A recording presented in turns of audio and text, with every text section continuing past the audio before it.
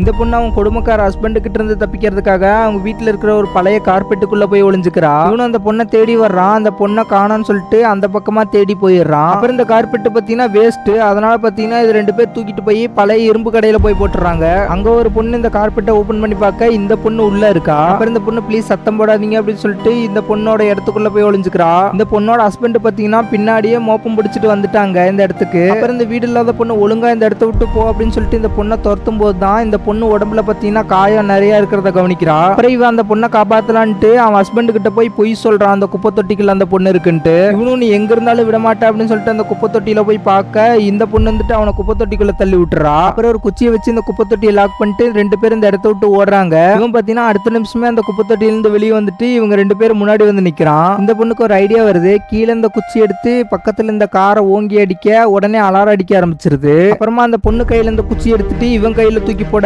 Police அந்த இடத்துல கரெக்டா வந்துடுறாங்க. உடனே இவன் தான் பண்ணிருக்கான்னு சொல்லிட்டு இவனை பிடிச்சிடுறாங்க. அப்புறம் இந்த பொண்ணு அவன் ஹஸ்பண்ட் பண்ண எல்லா கொடுமையும் போலீஸ்ட்ட சொல்லிடுறா. இந்த பொண்ணு கிட்ட பணம் இல்லைனாலும் நல்ல மனசு இருக்குது. இந்த ஸ்டோரி உங்களுக்கு பிடிச்சிருந்தா ஒரே ஒரு லைக் போட்டு நம்ம சேனலை சப்ஸ்கிரைப் பண்ணிக்கோங்க. Bye by.